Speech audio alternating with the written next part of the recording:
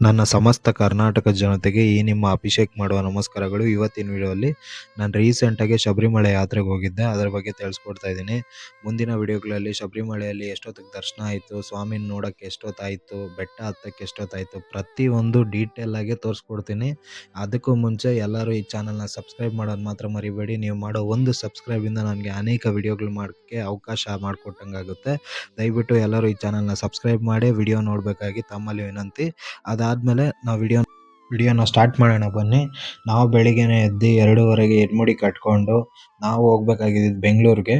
ಅದಕ್ಕೆ 5 ಗಂಟೆ ಟ್ರೈನ್ಗೆ ನಾವು ಹೋಗ್ಬೇಕಾಗಿತ್ತು. ಅದಕ್ಕೆ ಬೇಗನೆ ಬೆಳಿಗ್ಗೆನೇ ಎದ್ದು 2:30ಗೆ ನಮ್ಮ ದೇವಸ್ಥಾನದಲ್ಲೇ ಎಡ್ಮುಡಿ ಕಟ್ಕೊಂಡು ನಮ್ಮ ಪಯಣ ನಾವು ಸ್ಟಾರ್ಟ್ ಮಾಡಿದ್ವಿ. ನಮ್ಮೂರು ಬಂದುಬಿಟ್ಟು ಕೋಲಾರ ಜಿಲ್ಲೆ ಬಂಗಾರಪೇಟೆ ತಾಲೂಕು ಮಾಗೊಂದಿ ಗ್ರಾಮದಿಂದ ಬಂಗಾರಪೇಟೆಗೆ 7 ಕಿಲೋಮೀಟರ್ ಆಗುತ್ತೆ. ಅದಕ್ಕೆ ನಾವು ಬೈಕಲ್ಲೇ ಹೋಗ್ಬೇಕಾಗಿರುತ್ತೆ. ಅದೇ ಟೈಮಿಂಗ್ಸ್ ಇರುತ್ತೆ ಬಸ್ಸಸ್ಸು. ಆ ಟೈಮಿಂಗಲ್ಲಿ ಯಾವುದೋ ಬಸ್ ಇಲ್ಲದೆ ಇರೋದ್ರಿಂದ ಬೆಳಿಗ್ಗಿನ ಜಾವ ಆಗಿರೋದ್ರಿಂದ ನಾವು ಗಾಡಿಯಲ್ಲೇ ಪಯಣ ಮಾಡಿದ್ವಿ.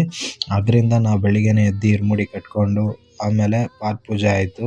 ಅದಾದಮೇಲೆ ಮಹಾಮಂಗಳಾರತಿ ಆಯಿತು. ಪಾದ ಪೂಜೆ ಮಾಡೋದು ವ್ರತದ ನಿಯಮ ಆಗಿರುತ್ತೆ. ನಿಮ್ಮ ತಂದೆ ತಾಯಿ ನಿಮಗೆ ಪಾದ ಪೂಜೆ ಮಾಡಬೇಕು. ಅದಾದಮೇಲೆ ಮುಂಚೆ ದಿನ ನಾವು ಮಾಡಿರ್ತೀರಿ ನಮ್ಮ ತಂದೆ ತಾಯಿಗೆ, ನೆಕ್ಸ್ಟ್ ದಿನ ನಮ್ಮ ತಂದೆ ತಾಯಿ ನಮಗೆ ಮಾಡಬೇಕು. ಇರ್ಮುಡಿ ಎಲ್ಲ ಆಗಿದ್ಮೇಲೆ ಇದು ವ್ರತದ ಆಚರಣೆ ಆಗಿರುತ್ತೆ. ಫೈನಲಿ ನೋಡ್ಬೋದು ನೀವು ವಿಜುವಲ್ಸಲ್ಲಿ ನಮ್ಮ ತಂದೆ ತಾಯಿಯಿಂದ ನನಗೆ ಪಾದ ಪೂಜೆ ಆಯಿತು. ಅದಾದಮೇಲೆ ನಮ್ಮ ತಂದೆ ತಾಯಿ ಹತ್ರ ನಾನು ಆಶೀರ್ವಾದ ಪಡ್ಕೊಂಡು ನಮ್ಮ ಪಯಣ ಫಸ್ಟು ಬಂಗಾರಪೇಟೆ ಜಂಕ್ಷನ್ ಕಡೆಗೆ, ಅದಾದಮೇಲೆ ಬಂಗಾರಪೇಟೆ ಜಂಕ್ಷನಿಂದ KSR ಬ್ಯಾಂಗ್ಳೂರ್ಗೆ, ಅಲ್ಲಿಂದ ನಮ್ಮ ಫ್ರೆಂಡ್ ಅವ್ರ ಮನೆಗೆ, ಅಲ್ಲಿಂದ ಶಬರಿಮಲೆಗೆ. ಇದು ನಮ್ಮದು ರೋಡ್ ಮ್ಯಾಪ್ ಆಗಿರುತ್ತೆ. ಫೈನಲಿ ದೇವ್ರ ಹತ್ರ ಎಲ್ಲ ನಮಸ್ಕಾರ ಹಾಕ್ಕೊಂಡು ದೇವ್ರ ಹತ್ರ ಒಂದು ಫೋಟೋ ತೊಗೊಂಡು ದೇವ್ರ ಹತ್ರ ಯಾವುದೇ ರೀತಿಯ ವಿಘ್ನ ಬರದೇ ಇರಲಿ. ನಾವು ಫಸ್ಟ್ ಟೈಮು ಫ್ರೆಂಡ್ಸ್ ಜೊತೆ ಎಲ್ಲ ಹೋಗ್ತಾ ಇರೋದು ಟ್ರಿಪ್ಗೆ. ಇದಕ್ಕಿಂತ ಮುಂಚೆ ನಾನು ಯಾರ ಜೊತೆನೂ ಹೋಗಿಲ್ಲ, ಜಾಸ್ತಿ ದೂರ ಎಲ್ಲಿ ಹೋಗಿಲ್ಲ. ಇದು ಫಸ್ಟ್ ಟೈಮು ಶಬರಿಮಲೆಗೆ ಹೋಗ್ತಾ ಇರೋದು. ತುಂಬಾ ಒಂಥರ ಕ್ಯೂರಿಯಾಸಿಟಿ, ಒಂಥರ ಎಕ್ಸೈಟ್ಮೆಂಟಲ್ಲಿದ್ದೆ. ಫೈನಲಿ ಬಂಗಾರಪೇಟೆ ಬಂತು. ಬಂಗಾರಪೇಟೆ ಜಂಕ್ಷನ್ಗೆ ನಾವು ಹೋಗ್ಬೇಕಾಗಿತ್ತು. ಫೈನಲಿ ಬಂಗಾರಪೇಟೆ ರೈಲ್ವೆ ಸ್ಟೇಷನ್ಗೆ ಹೋದ್ವಿ. ರೀಚ್ ಆಗೋಷ್ಟಕ್ಕೆ 4:45 ಆಗಿತ್ತು. ಇನ್ನೂ 15 ಮಿನಿಟ್ಸ್ ಇತ್ತು ಟ್ರೈನ್ಗೆ. ಹೋಗಿ ಟಿಕೆಟ್ ತೊಗೊಂಡು ಅದಾದಮೇಲೆ ನಮ್ಮ ಪಯಣನ ನಾವು ಪ್ಲ್ಯಾಟ್ಫಾರ್ಮ್ ಕಡೆಗೆ ಸ್ಟಾರ್ಟ್ ಮಾಡಿದ್ವಿ. ಪ್ಲ್ಯಾಟ್ಫಾರ್ಮ್ ಬಂದುಬಿಟ್ಟು 4th ಪ್ಲ್ಯಾಟ್ಫಾರ್ಮು. ಅಲ್ಲೋಗಿ ಸ್ವಲ್ಪ ಹೊತ್ತು ಕೂತ್ಕೊಂಡ್ವಿ, ಒಂದು 10 to 10 ಮಿನಿಟ್ಸು. ಯಾಕಂದರೆ 4:50ಗೆ ನಾವು ಬಂದಿದ್ದು. 5 o'clock ಇರೋ ಟ್ರೈನು. ನಾವು ಕರೆಕ್ಟಾಗಿ ಹೋಗಿ ಸ್ವಲ್ಪ ಹೊತ್ತು ಪ್ಲ್ಯಾಟ್ಫಾರ್ಮ್ ಹತ್ರ ರೆಸ್ಟ್ ಮಾಡಿ, ನೀವೇ ನೋಡ್ಬೋದು ಪ್ಲ್ಯಾಟ್ಫಾರ್ಮ್ ಹೆಂಗಿದೆ ಅಂತ. ಕರೆಕ್ಟಾಗಿ 5 ಗಂಟೆಗೆ ಕರೆಕ್ಟಾಗಿ ಟ್ರೈನ್ ಬರುತ್ತೆ. ಕರೆಕ್ಟಾಗಿ ಒಂದೊಂದು ದಿನ ಬೇಗನೂ ಹೋಗುತ್ತೆ, ಒಂದೊಂದು ದಿನ ಸ್ವಲ್ಪ ಲೇಟು ಆಗ್ಬೋದು. ನಾವು ಕರೆಕ್ಟ್ ಟೈಮ್ಗೆ ಹೋಗಿ ಕಾಯಬೇಕಾಗಿರೋದು ನಮ್ಮ ಕರ್ತವ್ಯ ಆಗಿರುತ್ತೆ. ಆಮೇಲೆ ನಾವು ಟ್ರೈನ್ನ ಬ್ಲೇಮ್ ಮಾಡೋಂಗಿಲ್ಲ. ಟ್ರೈನ್ ಯಾರಿಗೋಸ್ಕರನೂ ವೆಯ್ಟ್ ಮಾಡಲ್ಲ. ನಾವು ಹೋಗಿ ಟ್ರೈನ್ಗೆ ಕಾದು ಕರೆಕ್ಟ್ ಟೈಮ್ಗೆ ಹೋಗ್ಬೇಕಾಗಿರುತ್ತೆ. ಆ ರೀಸನ್ನಿಂದ ನಾವು ಬೇಗನೆ ಹೋಗಿ ಸ್ವಲ್ಪ ಹೊತ್ತು ಕಾದ್ಕೊಂಡು ಅದಾದಮೇಲೆ ಟ್ರೈನ್ ಬಂತು. ಟ್ರೈನಲ್ಲಿ ಅಂತೂ ಸೀಟ್ ಸಿಕ್ಕಲ್ಲ. ಸಿಕ್ಕಿದ್ರೆ ಅದು ನಿಮ್ಮ ಲಕ್ಕು. ಯಾವತ್ತೋ ಒಂದೊಂದು ದಿನ ಸೀಟ್ ಸಿಕ್ಕುತ್ತೆ. ಅವತ್ತು ನಾವು ಹೋಗಿದಾಗ ಸೀಟ್ ಸಿಕ್ಕಿಲ್ಲ. ಸ್ಯಾಟರ್ಡೇ ಆದರೆ ಕೂಡ ಫುಲ್ ರಶ್ ಇತ್ತು. ಫೈನಲಿ ಸ್ವಲ್ಪ ಹೊತ್ತು ಟ್ರೈನ್ ಬಂತು. ಟ್ರೈನ್ ಬಂದಿದ್ದಾದಮೇಲೆ ಹತ್ತಿ ನೋಡಿದ್ರೆ ಸೀಟ್ ಇಲ್ಲ. ಅದಾದಮೇಲೆ ಅಪ್ ಟು KR ಪುರಂ ನಿಂತ್ಕೊಳ್ಳೋದಂತೂ ಪಕ್ಕ. ಫೈನಲಿ ನಿಂತ್ಕೊಂಡು ಅಪ್ ಟು KR ಪುರಂವರೆಗೂ ತುಂಬಾ ಕಷ್ಟದಿಂದ ನಿಂತ್ಕೊಂಡು ಫೈನಲಿ KR ಪುರಂ ಬರೋಷ್ಟಕ್ಕೆ 6 o'clock 6:10 ಆಗಿತ್ತು. ನಾವು ಸಿಟಿ ರೀಚ್ ಆಗಬೇಕಾದ್ರೆ 7 o'clock ಕರೆಕ್ಟಾಗಿ ರೀಚ್ ಆಗುತ್ತೆ ಎಕ್ಸಾಕ್ಟ್ಲಿ. ನೀವೇ ನೋಡ್ಬೋದು ಟ್ರೈನ್ ಎಷ್ಟು ರಶ್ ಇದೆ ಅಂತ, ವಿಜುವಲ್ಸ್ ನೋಡ್ಬೋದು ಎಲ್ಲ. ಅದಾದಮೇಲೆ KR ಪುರಂ ಬಂತು. KR ಪುರಮಲ್ಲಿ ಸೀಟ್ ಆಯಿತು. ಫುಲ್ ಟ್ರೈನ್ ಎಲ್ಲ ಖಾಲಿ ಆಗುತ್ತೆ KR ಪುರಮಲ್ಲಿ. ಯಾಕಂದರೆ most of companies KR Puram, ಪೈಪ್ನಹಳ್ಳಿ ಹತ್ರ ಇರೋದ್ರಿಂದ ಎಲ್ಲ ಇಳಿದ್ಬಿಡ್ತಾರೆ. ಅದಾದಮೇಲೆ ಸಿಟಿಗೆ ಹೋಗೋರು ಕಡಿಮೆ ಜನ. ನೀವೇ ನೋಡ್ಬೋದು. ಫೈನಲಿ ಕಂಟ್ರೋಲ್ಮೆಂಟ್ ಸ್ಟೇಷನ್ ಆದಮೇಲೆ ಸಿಟಿ ನೆಕ್ಸ್ಟ್ ಸ್ಟೇಷನ್ನು. ನೋಡಿ ಬೆಳಕಾಗೋಯ್ತು. ನಾವು ಬಿಟ್ಟಿದ್ದು ಟ್ರೈನ್ ಕರೆಕ್ಟಾಗಿ 5 o'clock ಬಿಡ್ತು. ಇಲ್ಲಿ ಕಂಟ್ರೋಲ್ಮೆಂಟಿಗೆ ಬರೋಷ್ಟಕ್ಕೆ 6:30 ಆಗಿತ್ತು. ಫೈನಲಿ ಸಿಟಿ ರೀಚ್ ಆಗೋಷ್ಟಕ್ಕೆ 6:45 7 o'clock ಆಗುತ್ತೆ. ಫೈನಲಿ ನೀವೇ ನೋಡ್ಬೋದು ಎಷ್ಟು ಖಾಲಿ ಇದೆ ಸ್ಟೇಷನ್ನು ಅಂತ. ಬೆಂಗಳೂರು ಕಂಟ್ರೋಲ್ಮೆಂಟ್ ಸ್ಟೇಷನ್ನು ಇದೆಲ್ಲ ಫುಲ್ಲು ಡೆವಲಪ್ಮೆಂಟ್ ಆಗಿದೆ. ಫಸ್ಟ್ ಕಂಟ್ರೋಲ್ಮೆಂಟ್ ಎಲ್ಲ ಸ್ಟೇಷನಲ್ಲಿ ಸ್ಟಾಪೇ ಇರಲಿಲ್ಲ ಯಾವ ಟ್ರೈನ್ಸು. ಇವಾಗ ಎಲ್ಲ ಫುಲ್ ಡೆವಲಪ್ಮೆಂಟ್ ಮಾಡಿ ಎಲ್ಲ ಟ್ರೈನ್ಸು ಫುಲ್ ಸ್ಟಾಪ್ ಮಾಡುತ್ತೆ ಕಂಟ್ರೋಲ್ಮೆಂಟಲ್ಲಿ. ನೀವೇ ನೋಡ್ಬೋದು. ಫೈನಲಿ ನಾವು ಸಿಟಿ ರೀಚ್ ಆಗ್ತಾ ಇದ್ದೀವಿ. ಸಿಟಿ ರೀಚ್ ಆಗೋಷ್ಟಕ್ಕೆ 6:30 ಆಯಿತು ಆಲ್ಮೋಸ್ಟು. ನೀವೇ ನೋಡ್ಬೋದು ವಿಜುವಲ್ಸು. ಇದು ಕಂಟ್ರೋಲ್ಮೆಂಟ್ ಸ್ಟೇಷನ್ನು. ನೆಕ್ಸ್ಟ್ ಸ್ಟೇಷನ್ ಬಂದುಬಿಟ್ಟು city station. Finally city reach ಆದ್ವಿ. ಸಿಟಿ ರೀಚ್ ಆಗೋಷ್ಟಕ್ಕೆ ನಮಗೆ 6:45 ಏನೋ ಆಗಿತ್ತು. ಫೈನಲಿ ಸಿಟಿ ರೀಚ್ ಆಗಿ ಸಿಟಿಯಿಂದ ನಾವು ಹೋಗ್ಬೇಕಾಗಿರೋ ಲೊಕೇಶನ್ ಬಂದುಬಿಟ್ಟು ಗೌಡರಪಾಳ್ಯ. ಇದು ನೀವು ಬೆಂಗಳೂರಲ್ಲಿ ಇದ್ದಿದ್ರೆ ನೀವು ಕೇಳಿರ್ತೀರ. ಇದು ಲೈಕ್ ಉತ್ರಹಳ್ಳಿ ಕಡೆ ಬರುತ್ತೆ. ನಾವು ಅಲ್ಲಿಗೆ ಏನಕ್ಕೆ ಹೋಗ್ತಾ ಇರೋದಂದ್ರೆ ನಮ್ಮ ಫ್ರೆಂಡ್ ಅವ್ರದ್ದು ಅಲ್ಲೇ ಇರುಮುಡಿ. ಅಲ್ಲಿಂದ ನಾವು ಶಬರಿಮಲೆಗೆ ಪಯಣ ಸ್ಟಾರ್ಟ್ ಮಾಡ್ತೀವಿ. ನಾವು ಅವ್ರ ಜೊತೆ ಹೋಗೋದ್ರಿಂದ ಬೆಳಿಗ್ಗೆ 2:30ಗೆ ಎದ್ದು ಇರುಮುಡಿ ಎಲ್ಲ ಕಟ್ಕೊಂಡು ನಮಗೆ 5 ಗಂಟೆ ಟ್ರೈನ್ ಕರೆಕ್ಟಾಗಿ ಹೋಗೋ ಥರ ನಾವು ಮ್ಯಾಚ್ ಮಾಡಿಕೊಂಡು, ಯಾಕಂದರೆ 9 ಗಂಟೆ 9:45ಗೆಲ್ಲ ರಾಹುಕಾಲ. ನಮಗೆ ಬೇರೆ ಯಾವುದೋ ಟ್ರೈನ್ಸ್ ಇದೆ ಅದೆಲ್ಲ ಕರೆಕ್ಟ್ ಟೈಮ್ಗೆ ಹೋಗಲ್ಲ. ಹೋಗ್ದಿರ ಇದ್ದರೆ ಆಮೇಲೆ ನಾವು ಮೆಜೆಸ್ಟಿಕ್ಕಿಂದ 40 to 50 ಮಿನಿಟ್ಸ್ ಟ್ರಾವೆಲ್ ಮಾಡಬೇಕು. ಟ್ರಾಫಿಕ್ಕು ಇದೆಲ್ಲ ನೋಡಿಕೊಂಡು ನಾವು ಅದಕ್ಕೆ ಬೇಗನೆ ಬಿಟ್ಬಿಟ್ವಿ.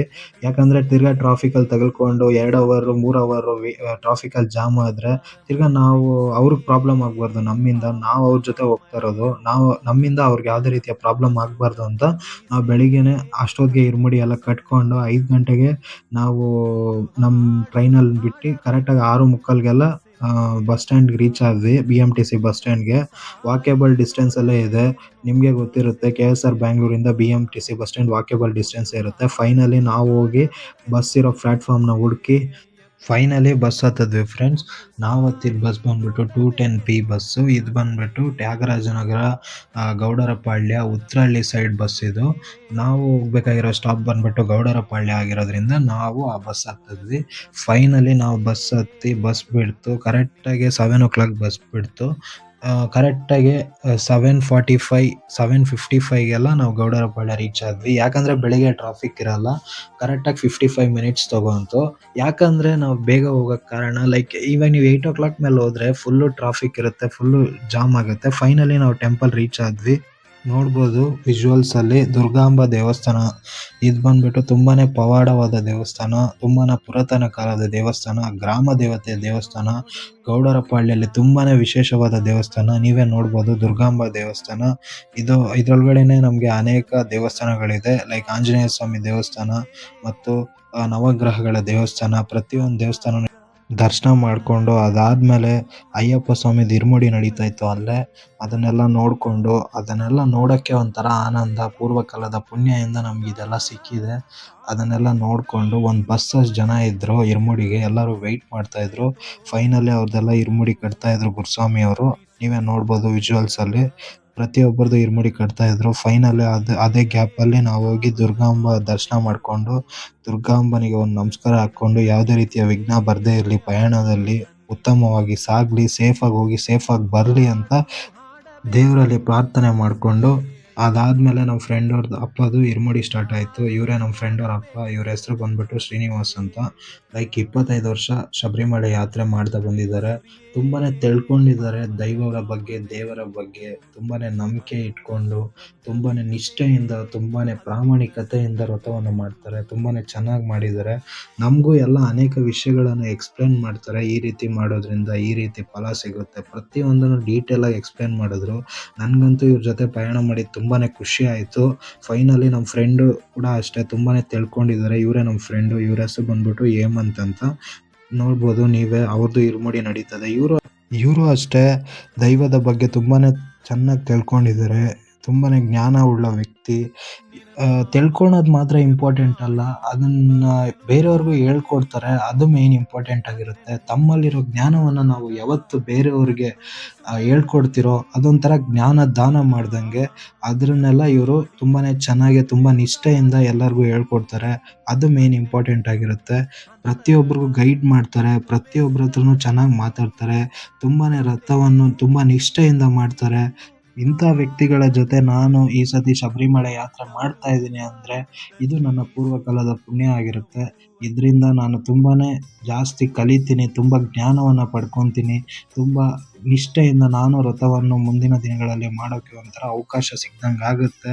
ತುಂಬಾ ರಥದ ಬಗ್ಗೆ ಆಗಿರ್ಬೋದು, ದೇವಸ್ಥಾನದ ಬಗ್ಗೆ ಆಗಿರ್ಬೋದು, ಪ್ರತಿಯೊಂದನ್ನು ತಿಳ್ಕೊಂಡು ಹೋಗ್ತೀನಿ ಕಾರಲ್ಲಿ ಹೋಗ್ತಾ ಅಂತ ನಾನು ಅಂದ್ಕೊಂಡಿದ್ದೀನಿ. ಪ್ರತಿಯೊಂದನ್ನು ಅವ್ರು ಹೇಳ್ಕೊಡ್ತಾರೆ.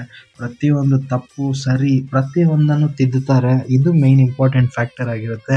ನೀವೇ ನೋಡ್ಬೋದು ಫೈನಲಿ ಅವ್ರದ್ದೆಲ್ಲ ಇರುಮುಡಿ ಆಗ್ತಾ ಇದೆ. ಪ್ರತಿಯೊಬ್ಬರು ಬಂದು ಅಕ್ಕಿ ಹಾಕ್ತಾ ಇದ್ದಾರೆ. ಫೈನಲಿ ನೀವೇ ನೋಡ್ಬೋದು ವಿಡಿಯೋಲ್ಲಿ, ವಿಜುವಲ್ಸಲ್ಲಿ. ಫಸ್ಟ್ ಇವರೇ ಸೀನಿಯರ್ಸು. ಅಷ್ಟೊಂದು ಬಸ್ ಜನ ಇದ್ದರೆ ಕೂಡ ಇವರು ತುಂಬಾ ಸೀನಿಯರ್ಸು. ಇವ್ರು 15 ವರ್ಷ ಆಗಿದೆ ನಮ್ಮ ಫ್ರೆಂಡ್ದು. ಅವ್ರ ಅಪ್ಪದು ಬಂದ್ಬಿಟ್ಟು 25 ವರ್ಷ ಆಗಿದೆ. ಇಬ್ಬರು ಗುರುಸ್ವಾಮಿಗಳೇ.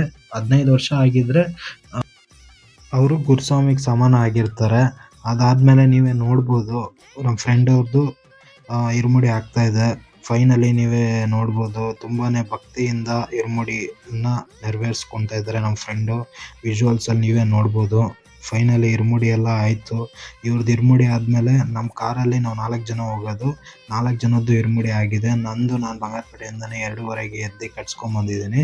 ಇವರು ನಮ್ಮ ಫ್ರೆಂಡ್ ಅವ್ರು 3 ಜನ. ಲೈಕ್ ನಾವು 9:30ಗೆ ಬಿಟ್ಬಿಡ್ಬೇಕು. 9:30ಗೆ ರಾಹುಕಾಲ ಸ್ಟಾರ್ಟ್ ಆಗುತ್ತೆ. ಅದಕ್ಕೆ ಬೇಗ ನಾವು ಇರುಮುಡಿ ಕಟ್ಸ್ಕೊಂಡು ಹೊರ್ಟೋಗ್ತೀವಿ. ಇನ್ನೂ ಒಂದು ಬಸ್ಸಲ್ಲಿ ಜನ ಇದ್ದಾರೆ, ಅವ್ರು ಹಿಂದೆ ಬರ್ತಾರೆ. ಅವರು ಮೀಟ್ ಆಗ್ತಾರೆ ಶಬರಿಮಲೆಯಲ್ಲಿ. ಅದನ್ನು ಮುಂದಿನ ವಿಡಿಯೋಗಳಲ್ಲಿ ತೋರಿಸ್ಕೊಡ್ತೀನಿ.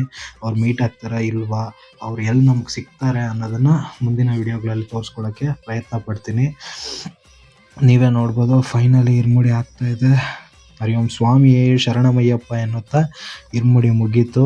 ಫೈನಲಿ ಇರುಮುಡಿ ಎತ್ಕೊಂಡು ದೇವಸ್ಥಾನನೆಲ್ಲ ಪ್ರದಕ್ಷಿಣೆ ಹಾಕಿ ನಮ್ಮ ಫ್ರೆಂಡ್ ಜೊತೆ ಮತ್ತು ಅವ್ರ ಅಪ್ಪ ಜೊತೆ, ಅದಾದಮೇಲೆ ಇನ್ನೊಬ್ಬ ಸ್ವಾಮಿಗಳ ಜೊತೆ 3 ಜನ ಜೊತೆ ನಾವು ದೇವಸ್ಥಾನ ಫುಲ್ಲು ಪ್ರದಕ್ಷಿಣೆ ಹಾಕಿ ಎಲ್ಲ ದೇವರುಗಳಿಗೆ ಮಂಗಳಾರತಿ ಮಾಡಿ, ನವಗ್ರಹಗಳನ್ನ ನಮಸ್ಕಾರ ಹಾಕಿ, ನವಗ್ರಹಗಳಿಗೆ ಮಂಗಳಾರತಿ ಮಾಡಿ ನಮ್ಮ ಇರುಮುಡಿಗಳನ್ನು ಎತ್ಕೊಂಡು ಎಲ್ಲರೂ ಹೋಗೋಕ್ಕೆ ಮುಂಚೆ ಅವರವರ ತಂದೆ ತಾಯಿಗಳ ಆಶೀರ್ವಾದ ಪಡ್ಕೊಂಡು ಹೋಗೋದು ರಥದ ಮಹಿಮೆ ಆಗಿರುತ್ತೆ.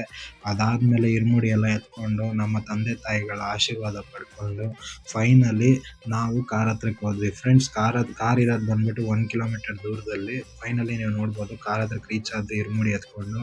ಮತ್ತು ಕಾರ್ ಹತ್ರ ಹೋಗಿ ದೇವರ ಹಾರ ಎಲ್ಲ ಕಾರ್ಗೆಲ್ಲ ಹಾರ ಹಾಕಿ ಫುಲ್ ಡೆಕೋರೇಷನ್ ಮಾಡಿ, ದೇವ್ರ ಫೋಟೋಗೆಲ್ಲ ಹೂವು ಹಾಕಿ ಅಲಂಕಾರ ಮಾಡಿ, ಅದಾದಮೇಲೆ ದೇವರಿಗೆ ಮಹಾಮಂಗಳಾರತಿ ಆಗಿರ್ಬೋದು, ಪೂಜೆ ಆಗಿರ್ಬೋದು, ಎಲ್ಲ ಪ್ರತಿಯೊಂದನ್ನು ಮಾಡಿ ಫೈನಲಿ ಫೋಟೋ ತಗೊಂಡು ನಮ್ಮ ಯಾತ್ರೆಯನ್ನು ಶಬರಿಮಲೆ ಕಡೆಗೆ ಪ್ರಾರಂಭ ಮಾಡ್ತೀವಿ. ಫ್ರೆಂಡ್ಸ್, ಇದು ಇವತ್ತಿನ ವಿಡಿಯೋದ ಅಪ್ಡೇಟ್ ಆಗಿರುತ್ತೆ. ಮುಂದಿನ ವಿಡಿಯೋಗಳಲ್ಲಿ ನಾವು ಶಬರಿಮಲೆಗೆ ಎಷ್ಟೊತ್ತಿಗೆ ರೀಚ್ ಆದ್ವಿ, ಪ್ರತಿಯೊಂದು ಲೈಕ್ ಬೆಟ್ಟ ಹತ್ತಕ್ಕೆ ಎಷ್ಟು ಟೈಮ್ ತೊಗೊಂಡ್ವಿ, ಟೆಂಪಲ್ಗೆ ಎಷ್ಟೊತ್ತಿಗೆ ರೀಚ್ ಆದ್ವಿ, ರಶ್ ಇತ್ತಾ ಇಲ್ವಾ, ಮತ್ತು ದರ್ಶನ ಎಷ್ಟೊತ್ತಿಗಾಯಿತು, ದರ್ಶನ ಎಷ್ಟು ಸತಿ ಆಯಿತು, ಪ್ರತಿಯೊಂದನ್ನು ಡೀಟೇಲಾಗಿ ಯಾವ್ಯಾವ ಹೋಟ್ಲಿಗೆ ಹೋಗಿದ್ವಿ, ಎಲ್ಲೆಲ್ಲಿ ಊಟ ಮಾಡಿದ್ವಿ, ಪ್ರತಿಯೊಂದನ್ನು ಡೀಟೇಲಾಗಿ ಮುಂದಿನ ವಿಡಿಯೋಗಳಲ್ಲಿ ತೋರಿಸ್ಕೊಡ್ತೀನಿ. ಅದಕ್ಕೂ ಮುಂಚೆ ನೀವು ಈ ಚಾನಲ್ಗೆ ಸಬ್ಸ್ಕ್ರೈಬ್ ಮಾಡದೇ ಇದ್ದರೆ ಆದಷ್ಟು ಸಬ್ಸ್ಕ್ರೈಬ್ ಮಾಡಿ, ಈ ವಿಡಿಯೋ ಹೆಂಗೆ ಅನಿಸ್ತು ಅಂತ ಒಂದು ಲೈಕ್ ಮಾಡಿ, ಮತ್ತು ಈ ವಿಡಿಯೋ ಬಗ್ಗೆ ನೀವೊಂದು ಕಮೆಂಟ್ ಮಾಡಿ. ನಮಗೆ ಎಷ್ಟೊತ್ತಿಗೆ ದರ್ಶನ ಆಗುತ್ತೆ ಅಂತ ಒಂದು ಗೆಸ್ ಮಾಡಿ ಒಂದು ಕಮೆಂಟ್ ಮಾಡಿ, ಮತ್ತು ಈ ವಿಡಿಯೋನ ಆದಷ್ಟು ಶೇರ್ ಮಾಡಿ. ಈ ಚಾನಲ್ನ ಸಬ್ಸ್ಕ್ರೈಬ್ ಮಾಡೋದು ಮಾತ್ರ ಮರಿಬೇಡಿ. ಇದೇ ರೀತಿ ಹೆಚ್ಚಿನ ಕಂಟೆಂಟ್ಗಾಗಿ ನಮ್ಮ ಚಾನಲ್ನ ಸಬ್ಸ್ಕ್ರೈಬ್ ಮಾಡಿ. ಇದಾಗಿತ್ತು ಇವತ್ತಿನ ವಿಡಿಯೋ. ಆದಷ್ಟು ಈ ವಿಡಿಯೋನ ತುಂಬ ಜನಕ್ಕೆ ಶೇರ್ ಮಾಡಿ ಅಂತ ಈ ವಿಡಿಯೋನ ಮುಗಿಸ್ತಾ ಇದ್ದೀನಿ. Thank you for watching. ಇದೇ ರೀತಿ ಹೆಚ್ಚಿನ ಕಂಟೆಂಟ್ಗಾಗಿ ಕಮೆಂಟ್ ಮಾಡಿ ಫ್ರೆಂಡ್ಸ್. Thank you.